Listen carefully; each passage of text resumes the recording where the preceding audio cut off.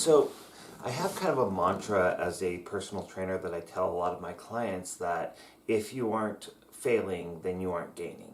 That's kind of a general principle of lifting, is that sometimes you have to push yourself to the point where you can no longer finish a rep with clean form. You just need to have that one last rep where you're pushing and so if you're not failing, then you're not gaining. And the same thing is true of wrestling in general. So I remember really probably midway through my training at Northwest Jiu Jitsu Academy, one of my friends who was a personal trainer with me started going to my school with me, and we started training BJJ together.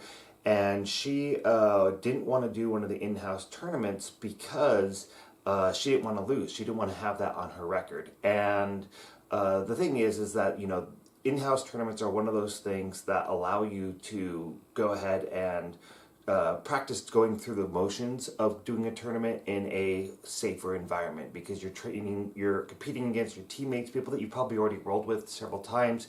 There isn't a record for you to spoil, and you're just really there to have a good time and learn. And I think it's one of those things that, first of all, nobody cares about your record, really, especially in Brazilian Jiu-Jitsu, that, how you perform as a white belt or a blue belt really isn't that important in the long run. I would think that if you want to be a successful teacher, it's nice to have on your resume or on your website or whatever that you have X amount of wins at ACDC or, whatever tournaments that you tend to go to. That's definitely something that looks great. And, if you want to be a professional fighter, then you may want to be concerned about your record. But when it comes to Brazilian Jiu-Jitsu, if we just went off of whoever has losses in their past, then really nobody's got a flawless record, really. There's very, very few people, and most of those people came from a wrestling background and things like that. And I kind of suffer personally from a certain level of performance anxiety. And I'm not even sure if it's always performance anxiety, but it's just the overstimulation of being in a tournament scenario. And I get in my head like crazy, and it's terrible. And I think that people who, wrestled at a very young age basically get that exposure therapy to all the different tournament experiences that they had growing up from a very young age, so that when they get into high school, they can actually go into a tournament without too much anxiety going on, because they've just done it so many times. And those people, often obviously are the ones that get picked for college, and then they have that college career, and maybe they go on and they do Olympics or something like that. And, I don't think that, anxiety is one of those things that just goes away, but you learn how to cope with it. And so if you're like thinking about doing a tournament and you are stressing out because, oh my God, I might lose, first of all, only, every other person who gets on the mats at any given time is going to win, right? It's a one-on-one deal. One of you is going to win, one of you is going to lose. And we have this kind of saying in Brazilian Jiu-Jitsu specifically, is either you win or you learn.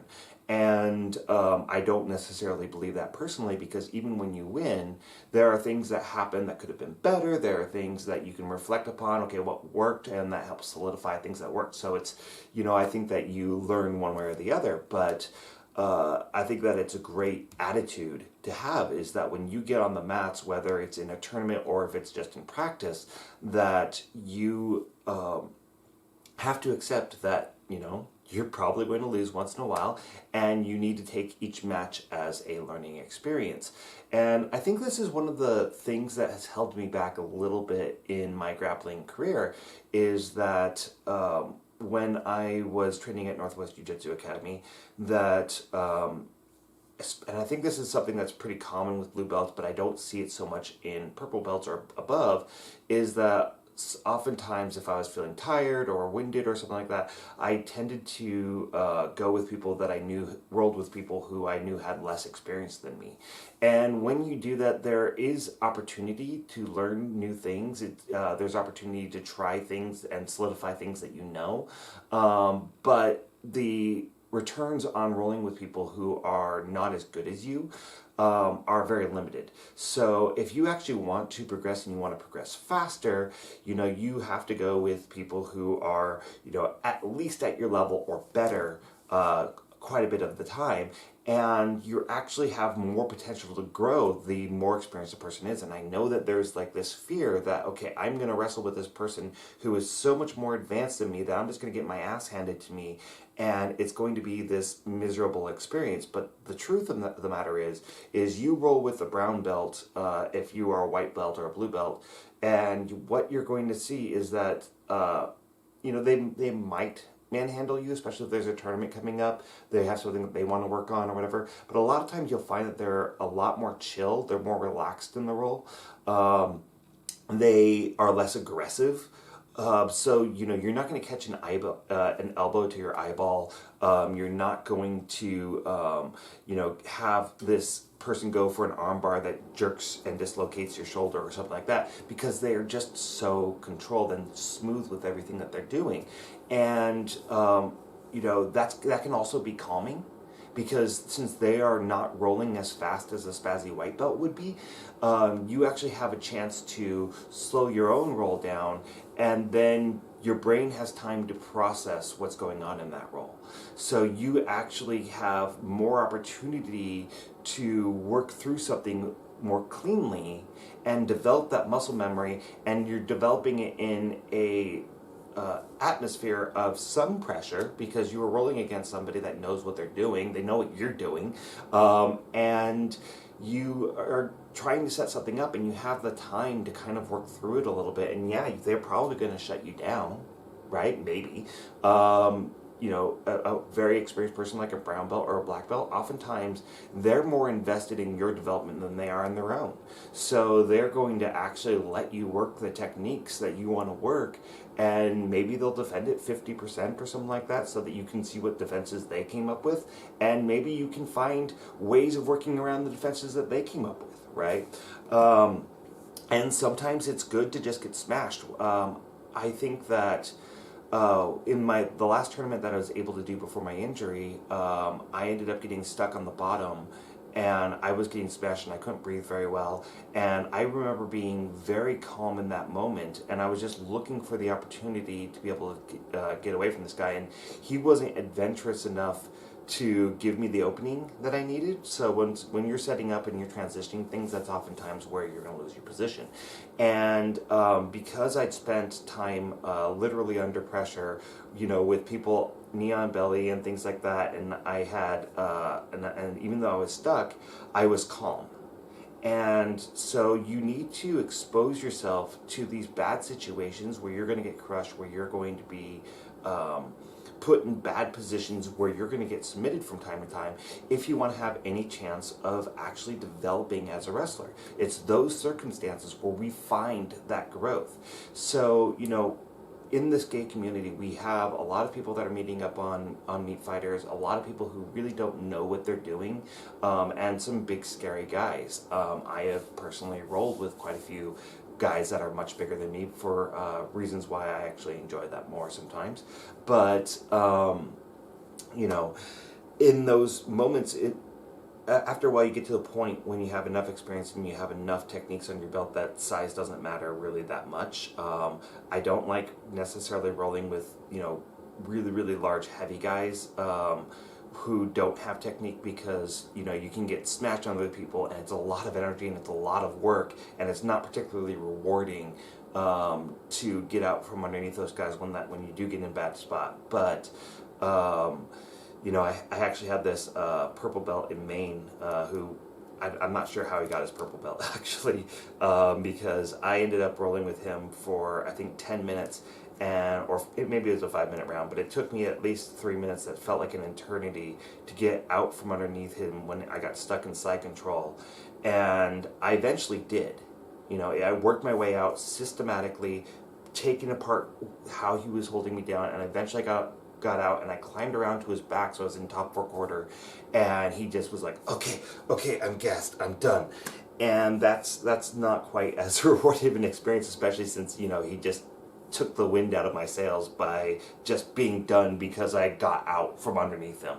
That's hardly fair because I definitely expended more energy than he did, but there was just no stamina there. So, but kind of circling back to the point of this is that you have to get out of your comfort zone.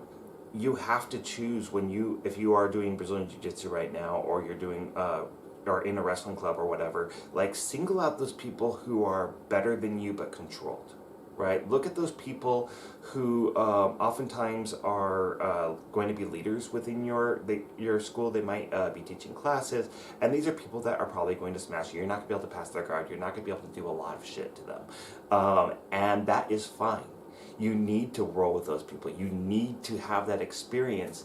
And the other thing about it is that when shit doesn't work and you're rolling with people who really, really know what they're doing, oftentimes they can not only just see what they're doing, which is kind of the issue with, especially a white belt or an early blue belt, a lot of times you'll finish your roll and you wouldn't even remember what you did.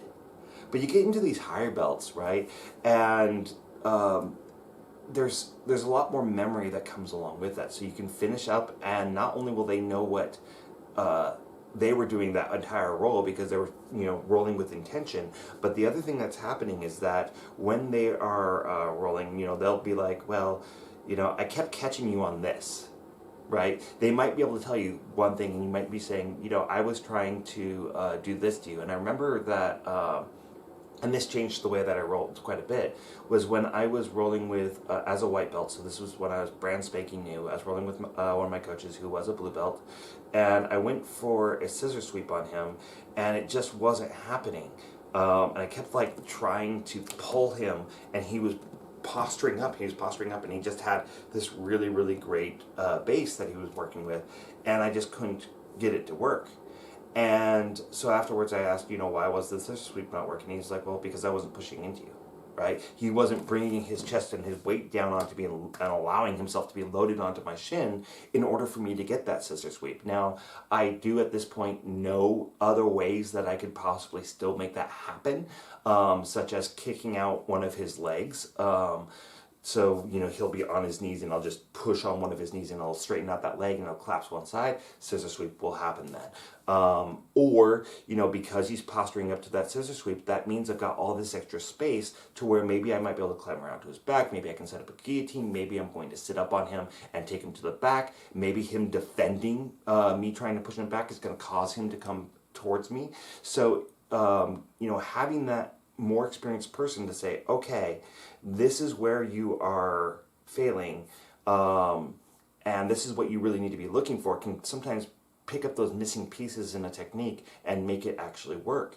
I also want to come around to this one point. I've got some 400 odd videos on here, probably at this point because of my injury that they're half of them are technique based rather than what it was initially intended, where it was supposed to be 90% technique and 10% this filler stuff. And